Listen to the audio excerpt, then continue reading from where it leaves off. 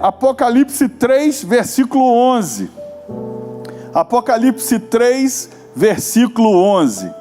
A Bíblia diz assim: eis que venho sem demora. Fala com a pessoa que está do seu lado: Jesus está voltando, irmão. Agora, sabe o que me chamou a atenção? Não foi isso, porque a gente sabe que uma hora o céu vai se abrir, a trombeta vai tocar, né? Alguém vai dizer: ó, mas cadê fulano? Outros simplesmente vão se encontrar nos ares com Cristo, né? Mas o que me chamou a atenção é o que vem depois: guarda o que tens. Fala com a pessoa que está do seu lado: você está dando valor ao que você tem? Guarda o que tem. Pastor, mas eu tenho tão pouco. Pior é aquele que não tem nada, tem menos que a gente ainda. Guarda o que tem, para que ninguém tome a tua coroa. Fala com a pessoa que está do seu lado: tem gente querendo tomar o que é teu aí. Na nova tradução linguagem de hoje, o texto vai dizer assim: eu venho logo, guardem o que vocês têm, para que ninguém roube de vocês o prêmio da vitória.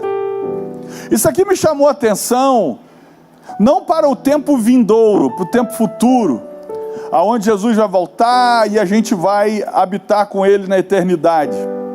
Mas isso aqui me chamou a atenção no sentido de que algumas pessoas estão perdendo coisas que pertencem a elas. E o tema da mensagem hoje é: por que perdemos o que é nosso? Parou para pensar que tem coisa que é sua e você perde? Me dá mais retorno, por favor. Tem coisa que é sua, tem coisa que é minha e a gente perde. E o tema da mensagem hoje é mais um alerta. Será que nós estamos perdendo coisas que nos pertencem? E eu comecei a pensar nisso, sobre esse tema, vendo que a própria palavra diz: olha, toma cuidado com o que é teu, porque você pode perder. A gente tem uma mania de dizer que o que é nosso está guardado. Não, meu irmão, se você guardar demais o que é teu, vai mofar. Ainda mais na terra que a gente mora, né? Então, o que é teu, usa logo, antes que mofe. Mas eu quero então, debaixo desse alerta, debaixo desse entendimento, pensar nisso com você. Esse barulho é do ar ou é da caixa? Ah, da Reise? Então tá, repreende ela aí. Olha só, mas sem queimar, por favor, que a gente não pode ficar comprando nada. É só o barulho. Mas olha só, eu quero então aqui pensar com vocês o que leva a gente a perder as coisas. Olhando biblicamente pessoas que perderam coisas, para que a gente fique com esse alerta, pensando assim: eu preciso cuidar do que Deus confiou nas minhas mãos. A primeira coisa que nos leva a perder está em 1 Reis, capítulo 19, versículo 14. 1 Reis 19, versículo 14. E a Bíblia diz assim: e ele disse, aqui está falando de Elias, tá? E ele disse: eu tenho sido em extremo zeloso pelo Senhor, Deus dos exércitos, porque os filhos de Israel deixaram o teu concerto, derribaram os teus altares e mataram aos teus profetas à espada, e eu fiquei só. Repita comigo: eu fiquei só. E buscam a minha vida para me tirarem. Só que aí vem a resposta de Deus para Elias, está lá no versículo 18.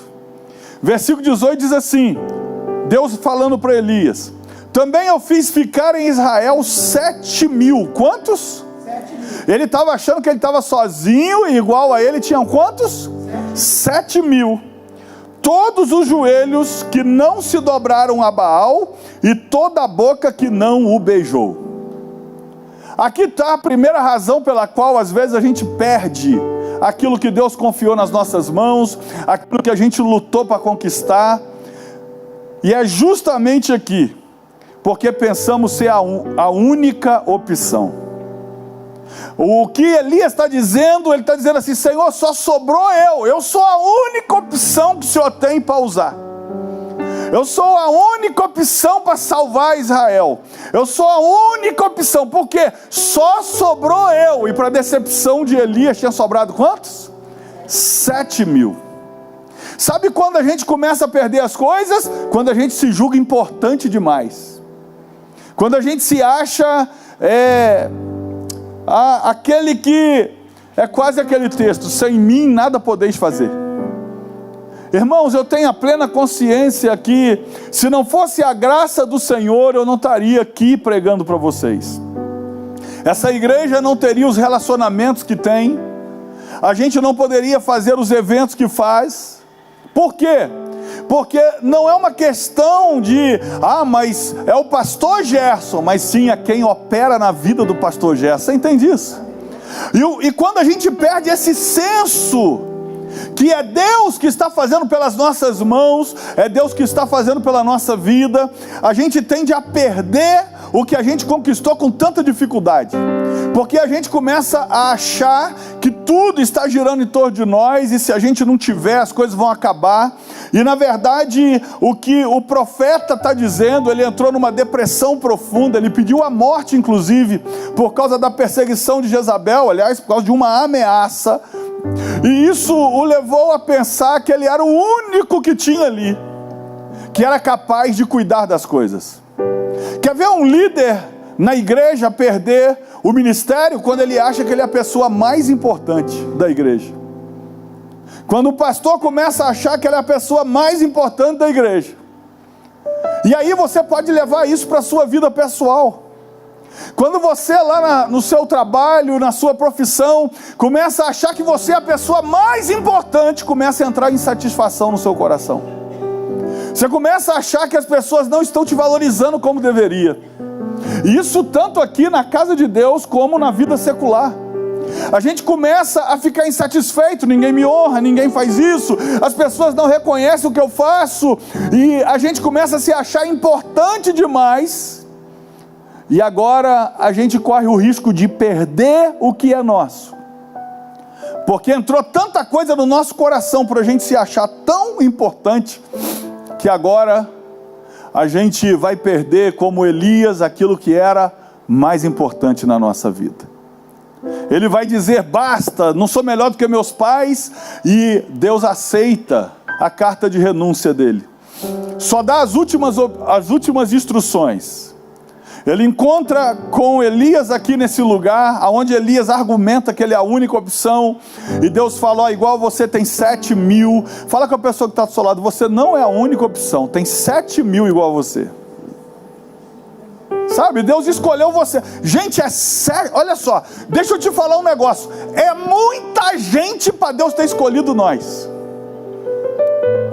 E veja o que eu estou te dizendo, a Bíblia está dizendo que igual a você tem 7.000. Ou seja, Elias não foi a única escolha de Deus. Elias foi uma escolha de Deus no meio de 7.001. Porque se havia 7.000 igual a ele, contando com ele, tinha 7.001 pessoas, 7.001 opções para Deus usar. E igual a você e eu, lá no nosso trabalho, tem mais 7.000 opções. Pastor, mas eu não vejo isso. É só você sair que você vai ver que vão colocar rapidinho um no seu lugar. Então, quando a gente olha pela ótica da graça de Deus, e não pela minha importância, a gente não vai perder as coisas porque se achou importante demais. A gente, pelo contrário, tendo a consciência que Deus escolheu a gente para aquele momento, para essa estação, para essa igreja, para esse trabalho, para essa profissão, então nós vamos valorizar a presença de Deus, sabendo que se Ele mudar de ideia, nós perdemos o lugar.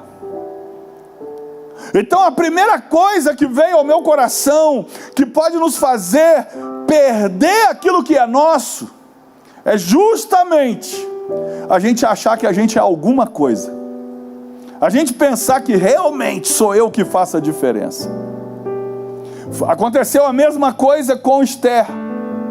A gente tem muitas coisas boas para falar de Esther, mas tem uma coisa que não foi boa. Foi quando Mardoqueu manda mensagem para ela, dizendo: olha, faça alguma coisa aí, porque vão matar todo mundo.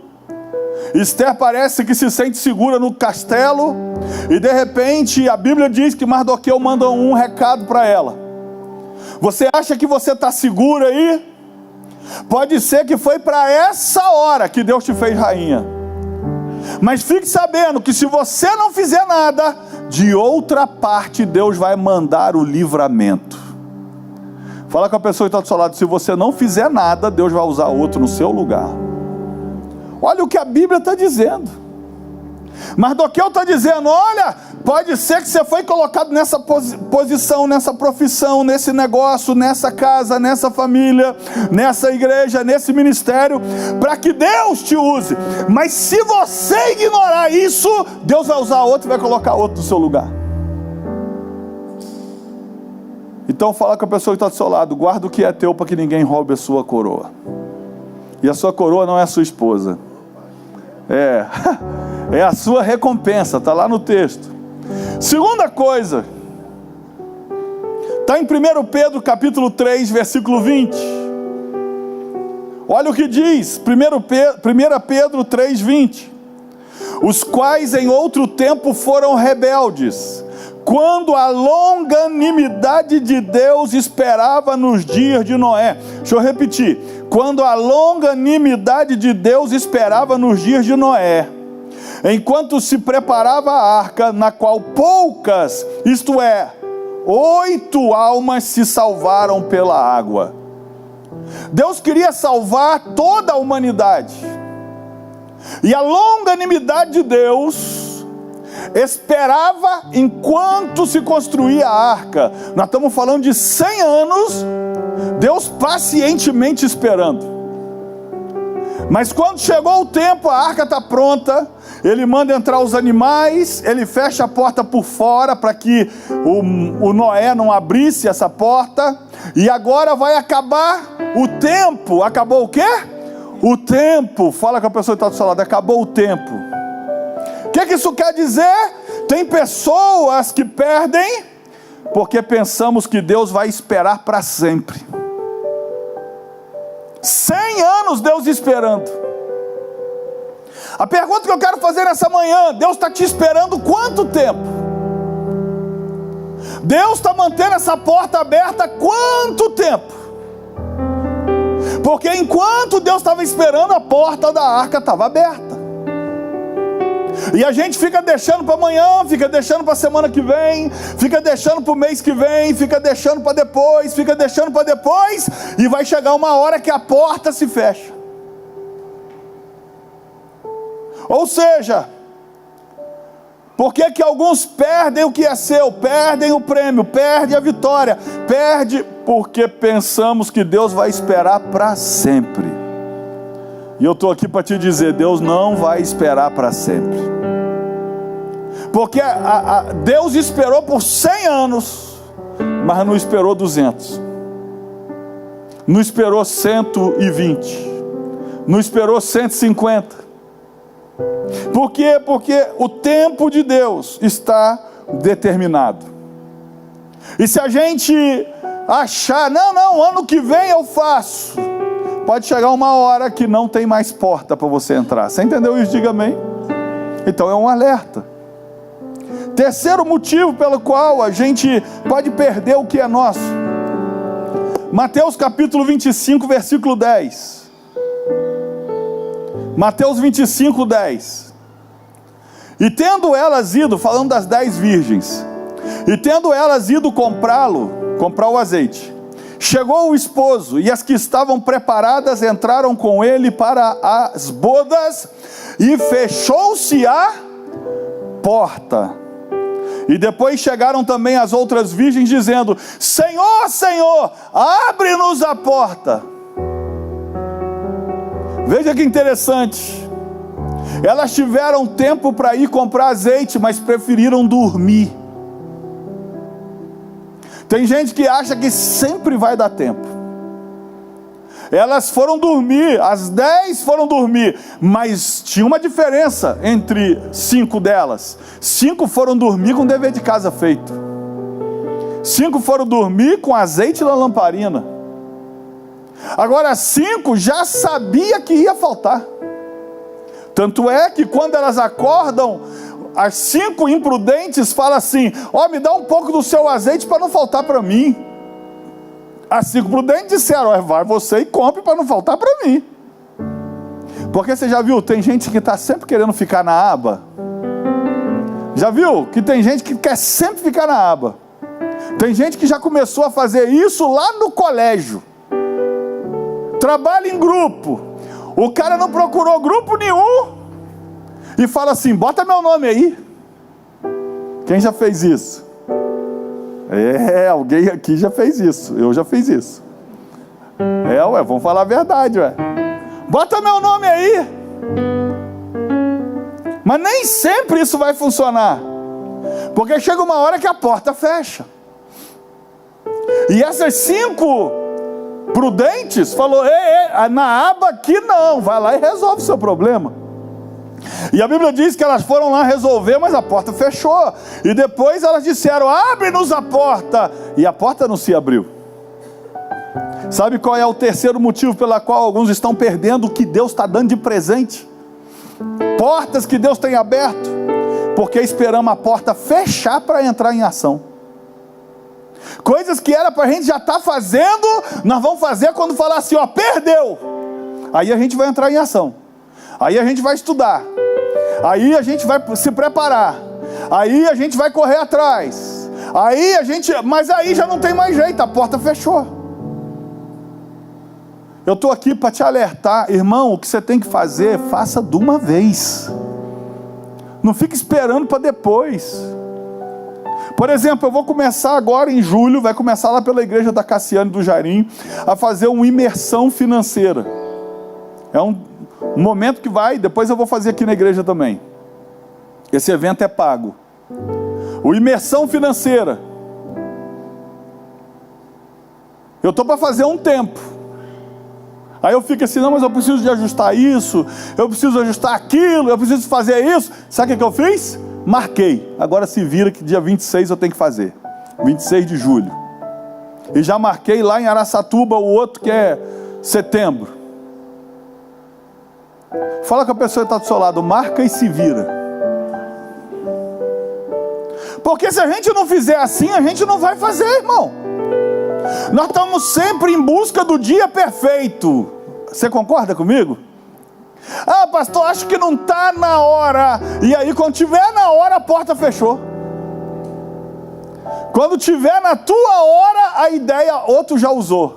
Mas não é porque roubou a tua não. Já que você não usou essa, Deus deu a ideia para o outro que vai usar.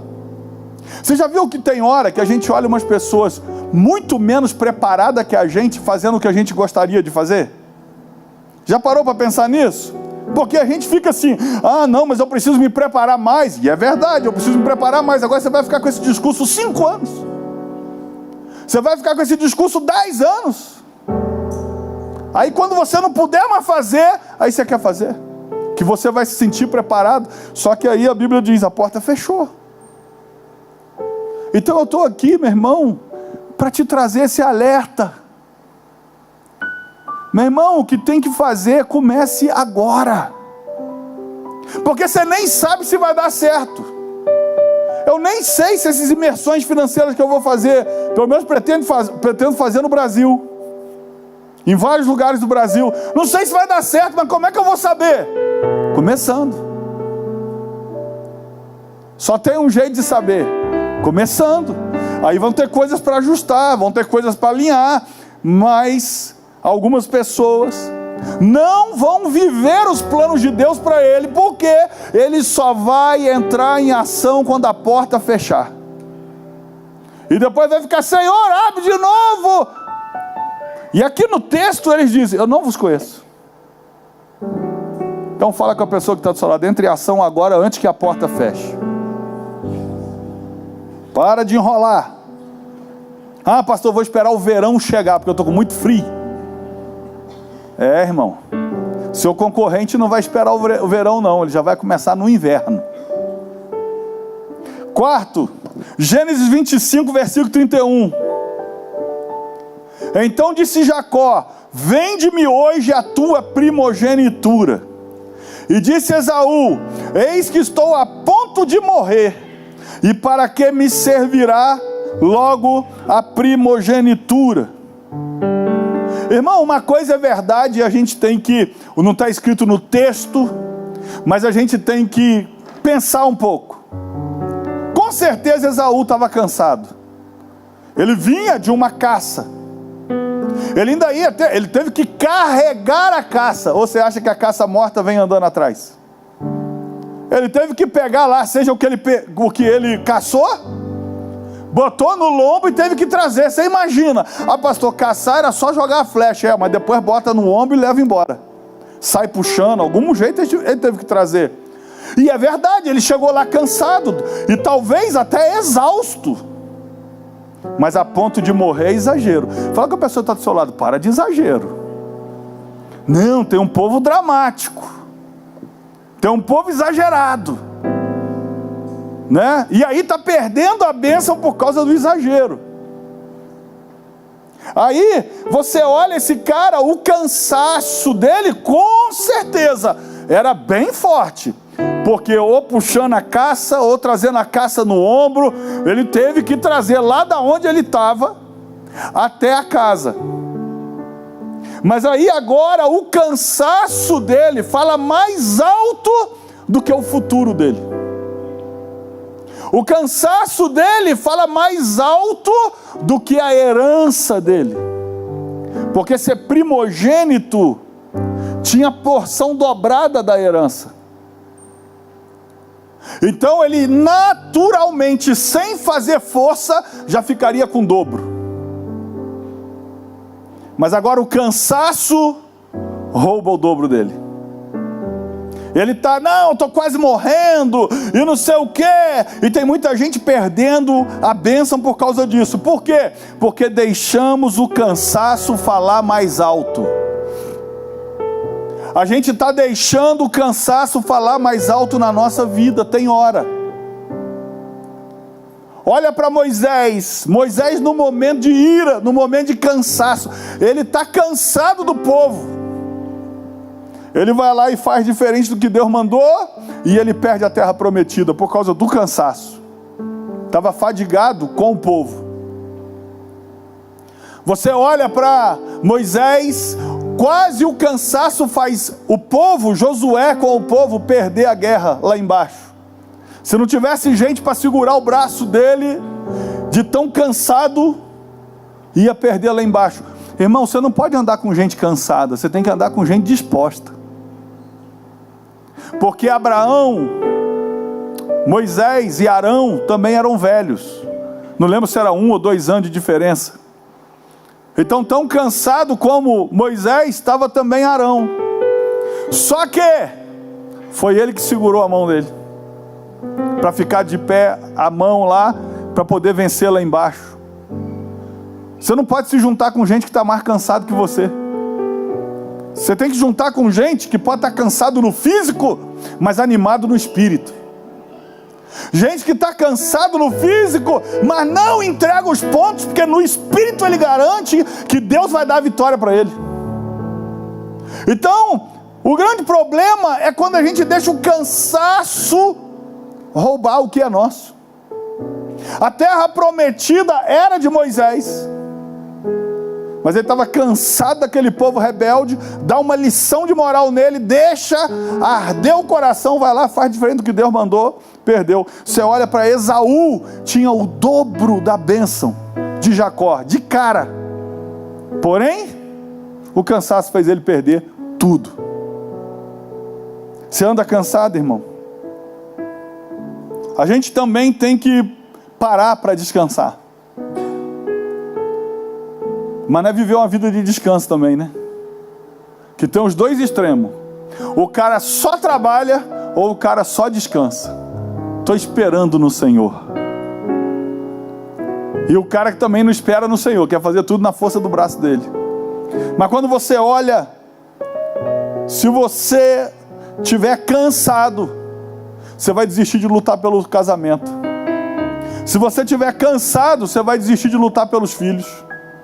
Se você estiver cansado, você vai desistir de lutar pelos seus próprios sonhos.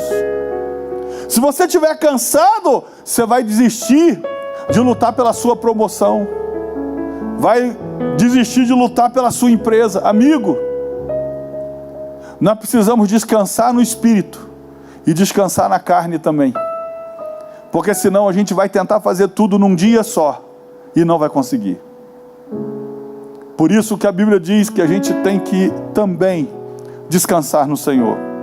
Descansar no Senhor é saber que aquilo que eu não posso fazer, Ele pode e Ele vai fazer. Descansar no Senhor é eu fazer o meu melhor, mas sabendo que a minha resposta vem do céu.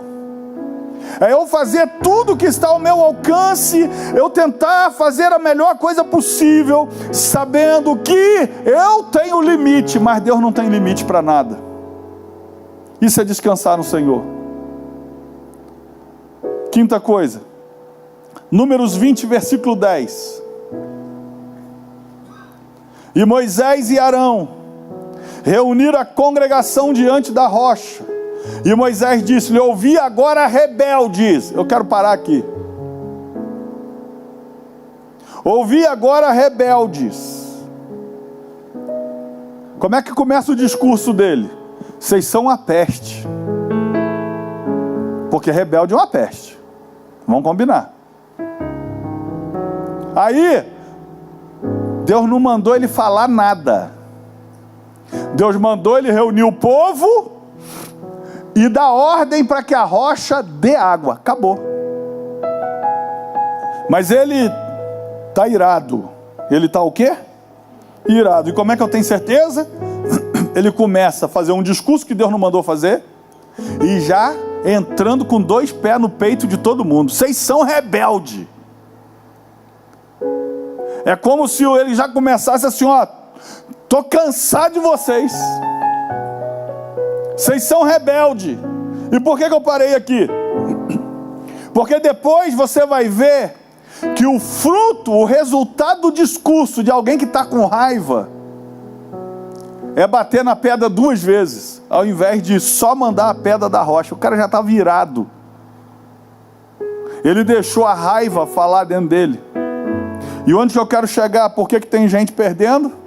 Por causa do estresse e da raiva. Você não tem que resolver as coisas quando você está estressado, porque você sempre vai falar a coisa errada na hora do estresse. Você não tem que tentar resolver as coisas com raiva. Quando você vai corrigir o teu filho, se você for corrigir com raiva, você vai perder a medida. Quando você vai discutir com seu marido com raiva, você vai perder a medida. Quando você for discutir com seu colega de trabalho com raiva, você vai perder a medida. Quando você for discutir com seu patrão com raiva ou com seu sócio, você vai perder a medida. E é isso que faz você perder o que Deus te deu. Deus tinha dado para Moisés: Moisés, você vai fazer esse povo entrar na terra prometida. Em outras palavras, você vai conduzi-los, ou seja, você vai entrar com eles. Mas por causa da raiva, Moisés perdeu a terra prometida. E a pergunta que eu faço: o que é que a gente tem perdido por causa de estar estressado? O que é que a gente tem perdido porque a gente está com raiva? Porque essa raiva e esse estresse tem roubado muita bênção que pertence a nós. A sexta coisa, 2 Crônicas 26, versículo 16, diz assim: mas havendo-se já fortificado, falando do rei Uzias, exaltou-se o seu coração até se corromper. Porque aquele, irmão, entenda isso, aquele que se exalta se corrompe. É inevitável. Se você começar a achar, lembra lá dos outros pontos que eu preguei, se você começar a achar que você é a única opção, você se corrompe. Aí ele diz: e transgrediu contra o Senhor seu Deus, porque entrou no templo do Senhor para queimar incenso no altar do incenso. Versículo 19: então Uzias se indignou e tinha um incensário na sua mão para queimar incenso. Indignando-se ele, pois, contra os sacerdotes, a lepra lhe saiu à testa, perante os sacerdotes, na casa do Senhor, junto ao altar do incenso. Escute, Deus ajudou Uzias de tal maneira que ele Deus engrandeceu Uzias. Uzias cresceu, se tornou poderoso, e a Bíblia diz que ele começou a se achar. Ele exaltou o seu próprio coração até se corromper diante de Deus. E a Bíblia vai dizer que o resultado disso aqui é que ele perdeu o reino. Perdeu como, pastor? O filho dele começou a reinar no lugar dele porque ele ficou leproso. Ele começou a morar não no palácio, mas numa casa separada, diz a Bíblia, por causa de um negócio chamado orgulho. Sabe por que alguns vão perder o que Deus tinha para eles? Por causa do orgulho. Uzias começou muito bem até ficar orgulhoso. Nabucodonosor perdeu toda a sua glória por causa do orgulho. Sabe, eu falei aqui esses dias, o problema do orgulho é que é igual ao mau hálito, né? Eu li isso em algum lugar, só quem está fora que sente. A gente não percebe. A gente não percebe que está orgulhoso. A gente acha não, que as pessoas não reconhecem a gente. As pessoas não nos dão valor, mas ela nunca vai dizer, eu estou achando que eu estou ficando orgulhoso. E a Bíblia diz que o que vem depois do orgulho é a queda. E muita gente vai perder a bênção, seja no emprego, seja nos negócios, seja em que área da vida for, porque deixou o orgulho brotar. Sabe, a gente tem que ter amigos de verdade, irmão. Porque a Bíblia diz que amigos de verdade são como ferro com ferro, que se afiam. Amigo de verdade, para um ferro afiar o outro, vai ter que bater um no outro, vai ter que raspar um no outro para afiar. E amigo de verdade é assim. Amigo de verdade, ao invés de te dar razão em tudo, te tira razão em algumas coisas.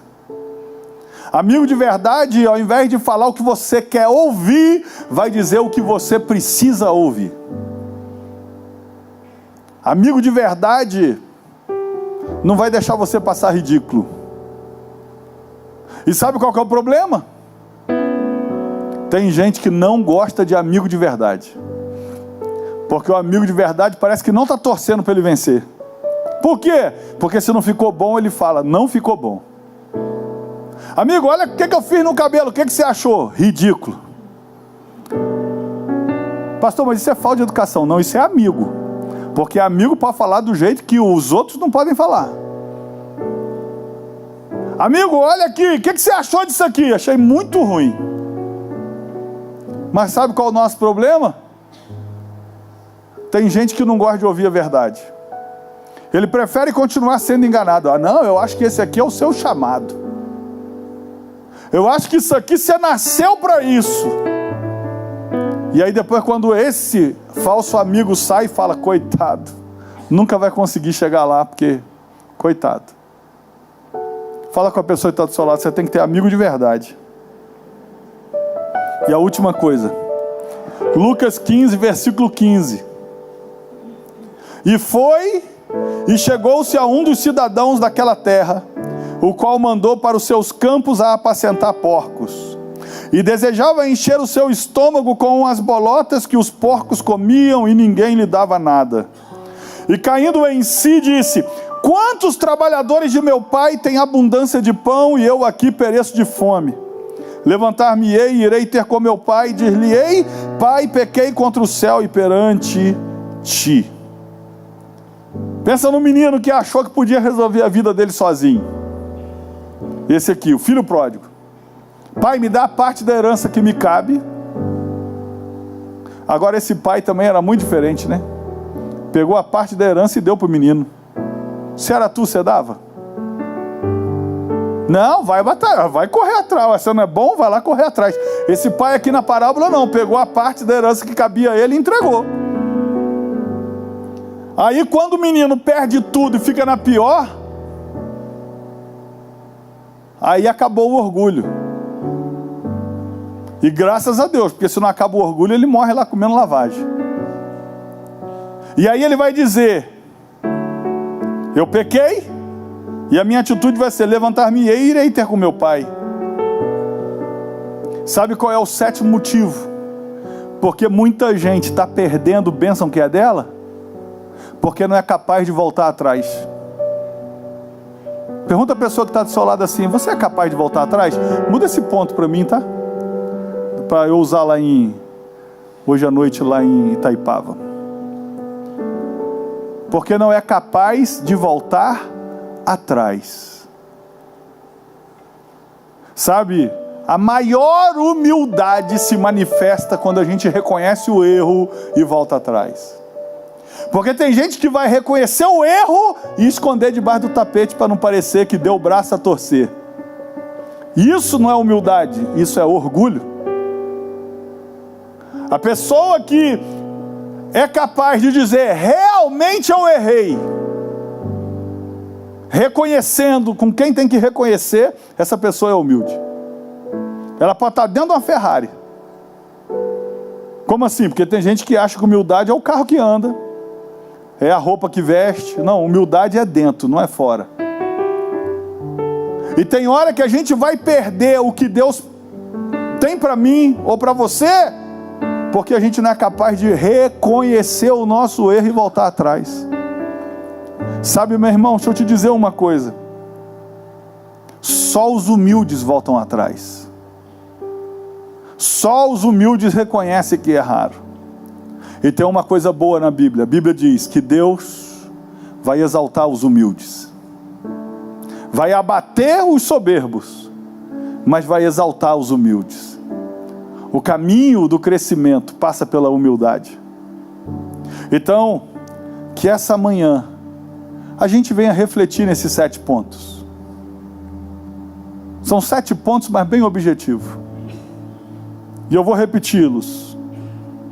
Primeiro, porque pensamos ser a única opção. Nós nunca seremos a única opção, nem para Deus, nem para o nosso patrão, nem para o nosso sócio, nem para a nossa família. Segundo, porque pensamos que Deus vai esperar para sempre. Deus não vai esperar para sempre. Ele foi capaz de esperar 100 anos, mas parou de esperar. Terceiro, porque esperamos a porta fechar para entrar em ação. Amigo, se você está esperando alguma coisa, para de esperar e entre em ação. Faça o que você pode fazer hoje. Pastor, mas o que eu consigo fazer hoje é só isso aqui. É só isso aí que começa a tua história. Você entendeu isso? Quarto, porque deixamos o cansaço falar mais alto. Você tem que ter períodos de descanso. Quinto, por causa do estresse e da raiva. Está com raiva e estressado? Vai dormir. Sabe por quê? Se você tomar decisões estressado, você vai escolher errado. Se você for discutir estressado, você vai perder o amigo. Sexto, por causa do orgulho. Não se esqueça que Deus abate o soberbo. E sétimo, porque não é capaz de reconhecer o erro e voltar atrás.